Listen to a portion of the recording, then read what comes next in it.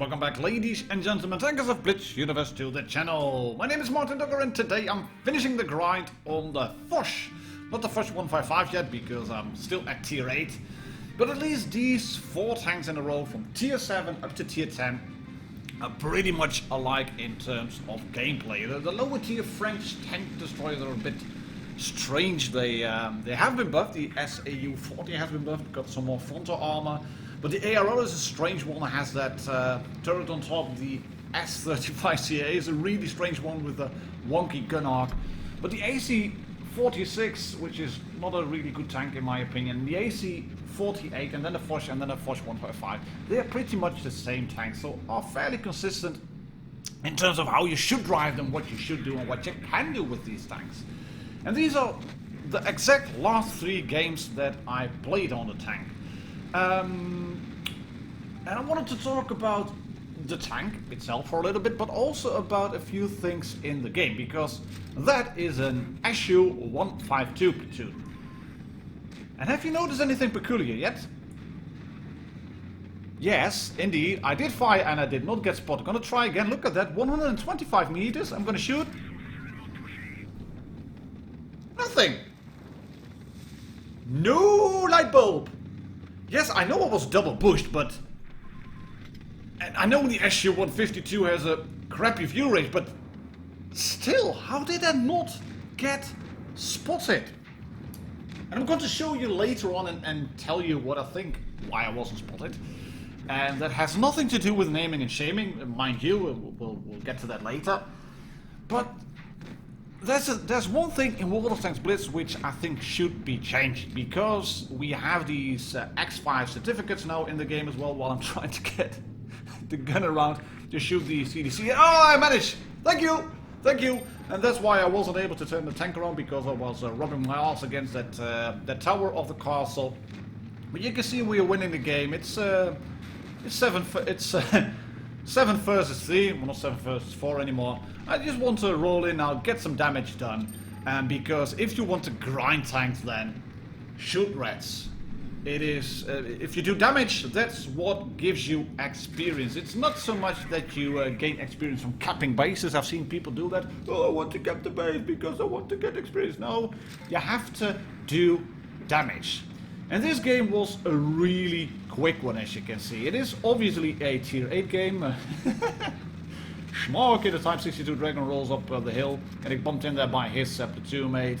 And we don't even lose a single tank. And I had a very few frustrating games before that one, so I was a bit trigger happy. I wanted to run that issue, IG-152. Didn't manage to. 0 kills, 1600 damage done, 1333 experience gained. And here's the statistics. You can see not even a really brilliant game, but what I wanted to highlight was this. And again, it's not naming and shaming. This was one of my platoon members on my team, and this is the other one. Have you seen the number of battles done? This is a red platoon.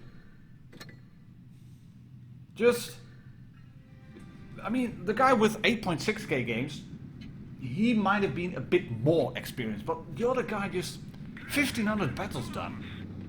And some of them may have been in realistic and in uprising and ratings battles, because they do not seem to count towards your total battle number, but you do get experience, etc. But I've seen that before.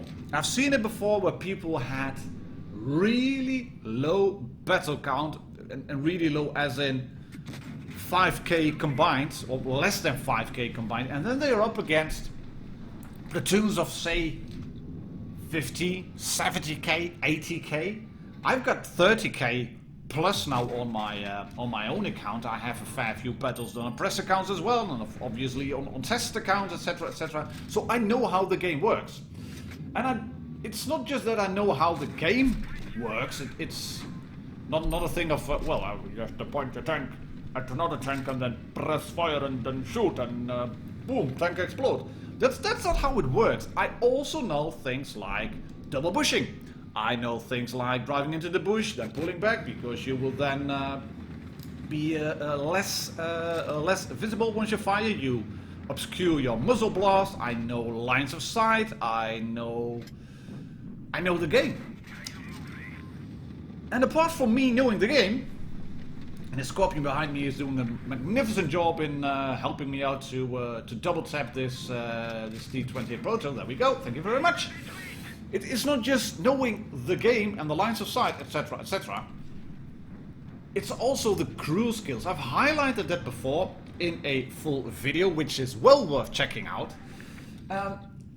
I have full concealment, everything on my tanks at the moment, on my tank crews.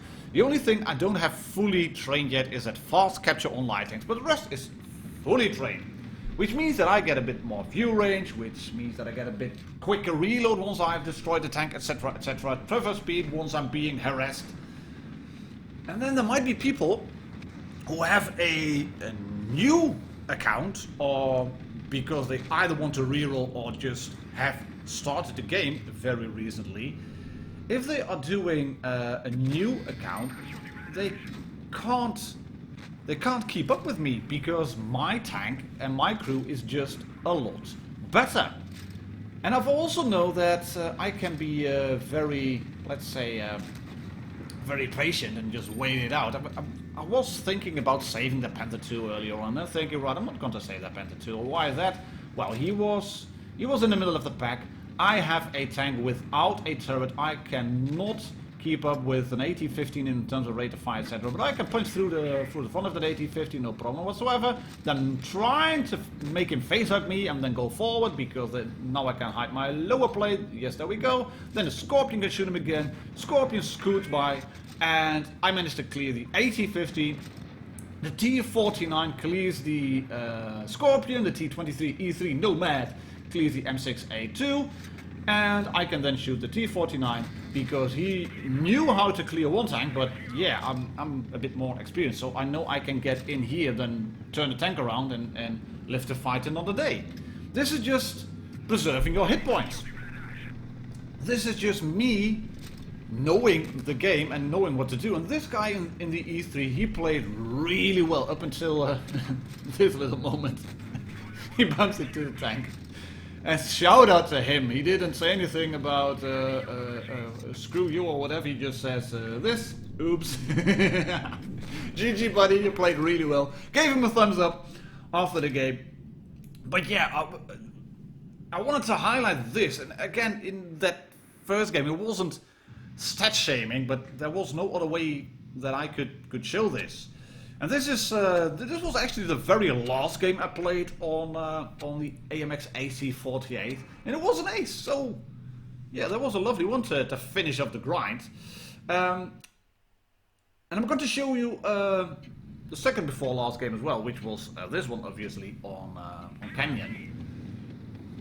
And this is again a matter, I think, of me being more experienced and my team just somewhat spreading out, and I'm going to get a position where I can be still vital to the game, but I don't think we should have won this one, to be honest. I'm happy that we did win, but I don't think we should have won. Because I'm setting up over here, trying to cover B cap. This one is just dipping just a bit low, and if I would have held my fire, then I would have been able to shoot this T-49, and this is adrenaline wasted because I was hoping he would stay there long enough, but yeah, it's probably my worst habit, just popping adrenaline straight away and then not be able to use it to its full possibility. The T-34 is not available. There's a tank scooting by, Reds are capturing C, and my team is completely spreading out with one tank going towards A cap. And look at that again. Well, I was, of course, sitting still with my camo net, etc. engaged, but I do spot that IS-3. And it's only when I shoot that I get spotted. And yes, an IS-3 has worse view range than an AMX AC 48, but I was sitting in the open. And there was a comment on my recent video where I was playing the grill, and that was the good luck, have fun, GG video, but 2 days ago. And Falcon said, at 2 minutes 7 into the game, "This is so stupid, you're moving in an open area with a huge gun and didn't even get spotted." No, that was, again, probably me having a good crew, and I can shoot this T-34 now, and yes, shoot the gun barrel! Hurrah! Angry, angry, angry! better. Right. That's off my chest now. Relax. Coffee. Yes, coffee. As said, Foch was saying, this is so stupid. You're moving in an open area with a huge gun and you didn't even get spotted. No, but it was me in a grill with camouflage and camouflage net engaged, and I think I was probably at the edge of the view range of that AMX 50B. And I'm going to leave a link in the top corner so you can check it out for yourself. I did not get spotted there, indeed. And as said, Reds should have won this game, I think. This was me waiting for the Borsig to pop and then fire, but I'm still held down over here. Borsig is getting obliterated. He overextended, he wanted to get a shot in, bounced, and then paid with his life, nearly. And I'm thinking here, hello, team, can you please flank IS-6? Well, I can hold the line here, IS-6, no problem. Yes, you're shooting HE, it seems, and I'm going to shoot this IS-3 again. And just as he turns around, I shoot him in a gunman, and he snaps one into my front because that's a Russian tank, obviously. He blasts my tank, and I want to go forward, and then one other tank is clear. The tank is fine, clear as that ravioli. Right, I'll just drop down and I'll flank then. Cool, what's going to happen? Yes, IS-6 is pushing in. What is he doing? Oh, cool, we're capturing B. We're capturing B. Thank you very much. I'll just drop down then. I'll turn around and I'll get another angle. CDC, oh, okay, CDC, fair enough, you're not flanking then. Well, I'll just turn around again. And this IS-3 is thinking, ooh, it's funny that AC-48 has dropped down and he is going towards another flank. Yeah, but I can blast a tank right through the lower plate, and we're now winning the game just because I went to one position and then to the next one and I ran the T-49, and I'm going to use HE to splash that guy and blast the tank, and then the turret just, it didn't go pop, it went pop. You know, it's like not very high into the sky. As said, second to last game, I've finished the grind now on the AMX AC 48, and that means that I can sell the little bugger. So that's what we're gonna do now. Sell, sell, sell, and say hello to Foch in my garage, already with a really nice camouflage, fully equipped. First 3 games in this tank will be on the channel, part of this ongoing Road to Foch 155 series. Thank you very much for watching. I'll catch you all on the next video. Cheers and happy tanking.